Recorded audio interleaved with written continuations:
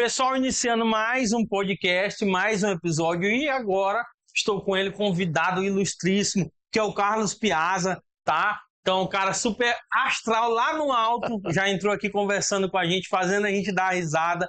Então, a gente trouxe ele para conversar com vocês também, tá? Vou passar a bola aqui para ele, Carlos, se apresente para quem não lhe conhece. Claro que sim, muitíssimo obrigado pelo convite, que nem eu brinco de dizer, só de raiva eu venho. E eu sou o Carlos Piazza, eu sou darwinista digital, sou futurista também, certificado pelo Millennium Project, e trabalhando as coisas dos futuros plurais e trabalhando também com um pouco do pensamento prospectivo. Perfeito, perfeito. Então, ó, vocês já viram aí que conhecimento aqui é vasto, tá? Então ele vai daqui a pouquinho dar uma palestra, né? Que justamente a temática, me corrija se eu estiver errado, tá? Mas é Tech e Touch, a convergência humano-máquina e os novos recursos da humanidade. É isso mesmo? Perfeito, exatamente isso. Que na realidade, quando você tem um balanço do Tech and Touch, você tem justamente o que a gente costuma falar, né? Você tem tanta tecnologia e a gente esquece da humanidade. Como as duas coisas se equilibram no meio do caminho? Perfeito. E Piazza, assim, o que te motivou a trazer essa temática hoje? Claro, a gente está muito nessa era tech, né? A era digital. O que também te motivou a conversar hoje com o público, né, em cima dessa palestra, dessa temática? Bom, eu vim especificamente fazer malcriação, porque na realidade as pessoas são muito, muito, muito sensíveis às tecnologias, achando que elas vão dar tudo para a gente. Tecnologias são apenas um meio, elas não comandam tudo que a gente imagina. E o grande problema de tudo isso, sabe o que é? Pessoas ouvem promessas de tecnologia que elas nunca fizeram. Então a gente fica esperando delas alguma coisa que falta na gente. Então eu não posso jogar nela o que realmente falta na gente, né? Perfeito, então perfeito. existe esse estiramento entre tecnologia e humanidade. Perfeito, perfeito. E Piazza, assim, a gente separou algumas perguntinhas, né, em cima dessa temática.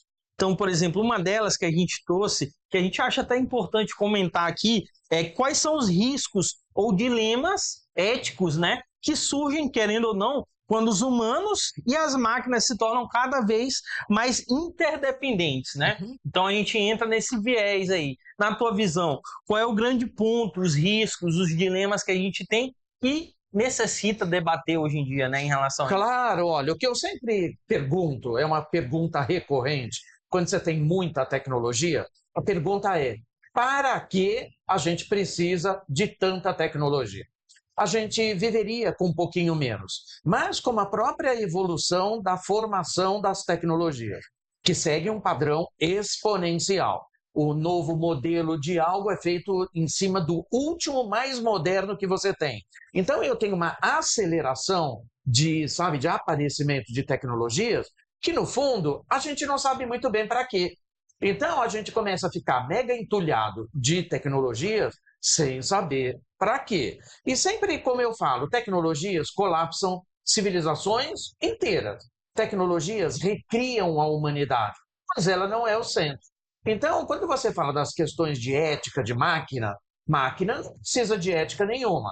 Quem precisa de ética é a sociedade dos humanos. Então, por isso que a gente vê muitos estiramentos, principalmente de inteligência artificial, onde você começa a ver, uma pressão muito grande sobre coisas que a própria ética humana deveria coibir.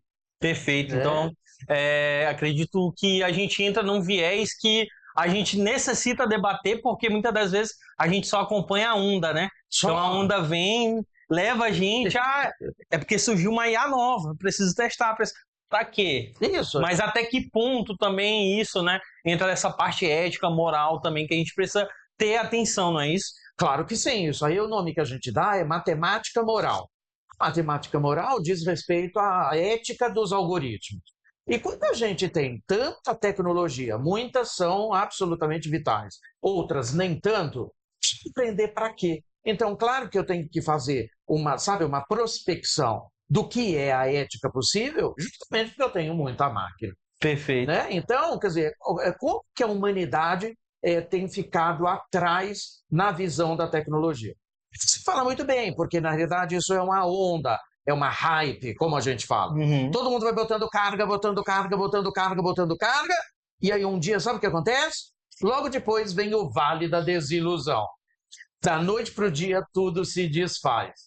Então, eu não preciso sofrer esperando o ciclo inteiro. Aham. Basta eu trabalhar com a minha cabeça para fazer a prospecção do que as coisas dizem, do que elas prometem, daquilo que elas nunca prometeram e das coisas que você ouviu e que elas nunca disseram. Daí a pessoa vai conseguir separar o que é funcional para ela e Claro. vai ter um sentido, né? Sem sofrer. O que é o legal de ser humano é justamente ter cognição. Perfeito. Máquinas não têm cognição. Só que os humanos esqueceram de pensar porque acham que, por exemplo, inteligência artificial é muito maior do que nós. Ela não é. Ela sequer é uma inteligência. Inteligência é característica de cérebros biológicos. Então já começa errado. Ela não é Sim. nem uma inteligência. Perfeito, é uma inteligência criada, né? Criada. Piazza, a gente entra num ponto da nossa conversa que a gente está até comentando sobre essa relação também que nós devemos ter com a tecnologia, né? E aí a gente vem para a última pergunta, que é até que ponto a tecnologia redefine o que significa ser humano, né?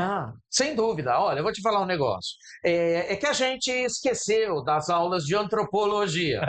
Quando você vê a jornada do homem desde sempre, desde quando ele foi humanídeo, e olha que faz tempo, os hominídeos, meu Deus, que remontam 13 milhões de anos antes de Cristo.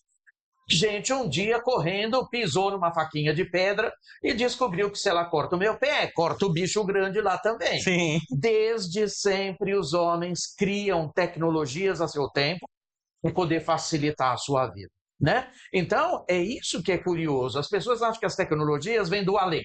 Elas vêm exatamente das necessidades que a gente tem desde sempre. Talvez as pessoas não saibam que o fogo, por exemplo, não se sabia como fazia fogo.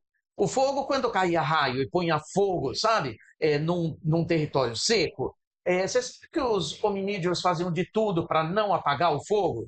Porque eles não sabiam como fazer. Uhum. Coisa de louco, né? Assim, alguém não sabe como fazer fogo? Eles não sabiam. Até que depois dominaram a técnica do fogo. E você vê, olha, quantos milhões de anos antes de Cristo isso foi possível? Que você vê, por exemplo, a forma com que os hominídeos daquele tempo conseguiram expandir o dia pela luz do fogo. Foi a primeira vez que a gente criou uma grande disrupção. Isso significou o quê? Parou o nomadismo, os animais se aproximam, nasce a agricultura, a gente se fixa no chão e tem ser humano desde sempre, tem tecnologia. Perfeito, gente. Acho que o Piazza aqui finalizou de uma maneira incrível, né? E Piazza, vou deixar até o microfone tá aberto, mas ele tá aberto novamente para se você quiser deixar um recado, uma frase, né, qualquer questão aí que você quiser falar diretamente para a câmera, e deixe suas redes sociais também para as pessoas te acharem. Claro, eu sempre gosto de chamar a atenção de que o mundo ele é human-centric, centro total na humanidade, nas pessoas, na convivência das pessoas, porque tecnologia é meio, ela nunca foi uma finalidade em si. Então, botar no lugar já ajuda a gente bastante sobre tudo isso que a gente está falando. Bom, você me acha em tudo quanto é lugar, Carlos Piazza, eu sou eu, em todos os lugares. Me procura lá, desde o LinkedIn, Instagram, Facebook, Carlos Piazza, me acha lá. É isso, pessoal. Siga a BRH também nas redes sociais e a gente aguarda o próximo episódio. Valeu!